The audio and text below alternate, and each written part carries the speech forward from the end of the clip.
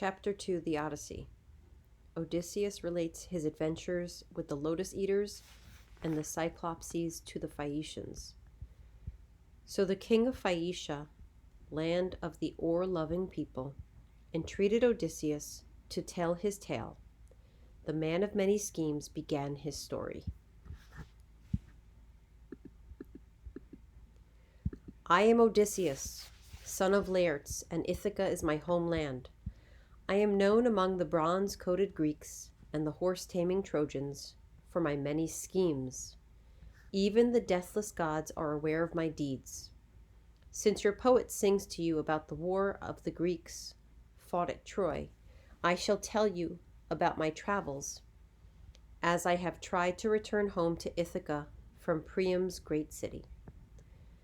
Upon leaving Troy, we tried to sail homeward with our 12 ships, but Zeus the cloud-gatherer turned day into night with a fearful storm. The winds were our captain, leading us where they chose. On the 10th day, we arrived at the land of the Lotus Eaters, where the inhabitants eat the fruit of the lotus plant. When we stopped to acquire fresh water, I sent 3 of my men to investigate the area. The Lotus Eaters, being friendly and hospitable, gave them the honey-sweet fruit of the lotus to taste.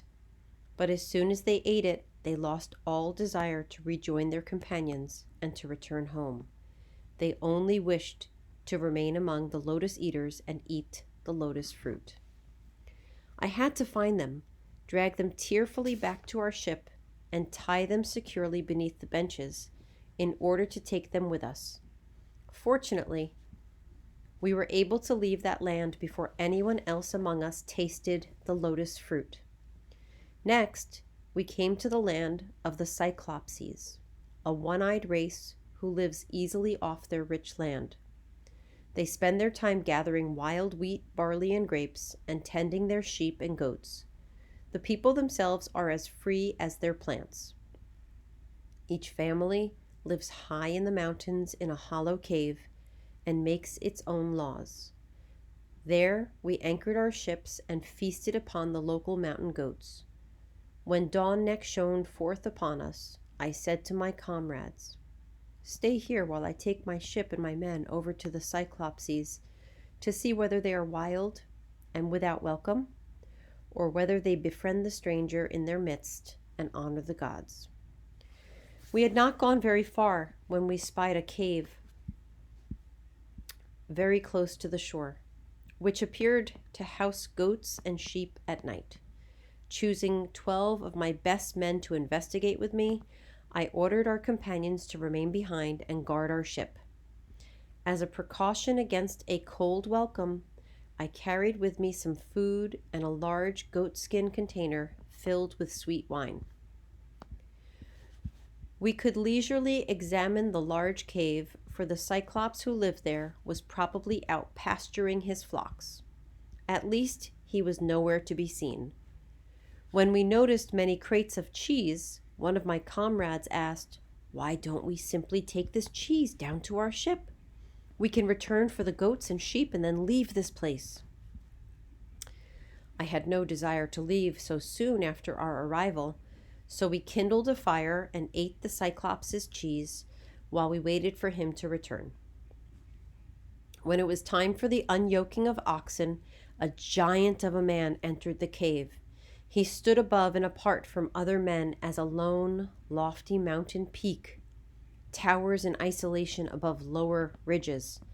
At the sight of this monstrous being, we fled toward the darkest part of the cave, where we hoped we would be safe from his gaze. The giant Cyclops brought into the cave a huge armful of firewood and the animals that needed to be milked. He left the males outside in the high-walled stone courtyard he had built. Then he closed the entrance to his cave with a rock so huge that 22 four-wheeled wagons could not have moved it. Yet he picked it up and set it in place with no apparent effort. He had performed his evening chores and kindled his dinner fire before he noticed us watching him from the deep recess of the cave. "Who are you strangers?" he asked. Have you come with some good purpose, or are you troublesome pirates?" Although we were terrified by his enormous size and his deep voice, I replied, "We are Greeks returning home from Troy.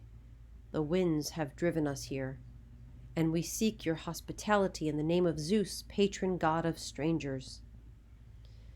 "We cyclopses do not honor Zeus," he responded, "because we are far better than those gods.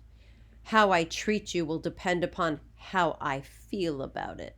Tell me, where did you moor your ship?" I was clever enough to spot a trap, so I answered, "Poseidon the Earthshaker destroyed our ship on your rocky coast. We were fortunate enough to escape with our lives." His only reply was to leap to his feet, grab two of my companions, and kill them by slamming them upon the floor of the cave. Then he tore them apart and ate them, flesh, bones, and all, drank his milk, and lay down to sleep on the floor of the cave among his sheep. We all gave up all hope of sleep. Weeping with fear, grief, and sheer horror, we waited for dawn to appear. My mind devised a clever plan whereby I would stealthily approach the sleeping giant and slay him in the chest with my sharp sword. Fortunately, however, further thinking pushed my hand from my weapon, for if I had killed him, then death would soon have come for us all as well. Who besides the mighty Cyclops could move the rock that sealed the entrance to the cave? As soon as rosy-fingered dawn shone upon gods and mortals, the giant Cyclops awakened, rekindled his fire, and milked his animals. When he had completed his morning tasks, once again he grabbed two of my men, tore apart their limbs, and ate them, flesh, bones, and all. He easily moved aside the huge stone that blocked the entrance to the cave, drove his flocks of sheep and goats into the courtyard, and then replaced the stone as easily as a man covers his quiver. We heard his whistling as he headed toward the mountain pastures, and once the sound had faded into silence, I knew that I had better use this time to plan some way to punish him and yet escape. I prayed that bright-eyed Athena would grant me such glory.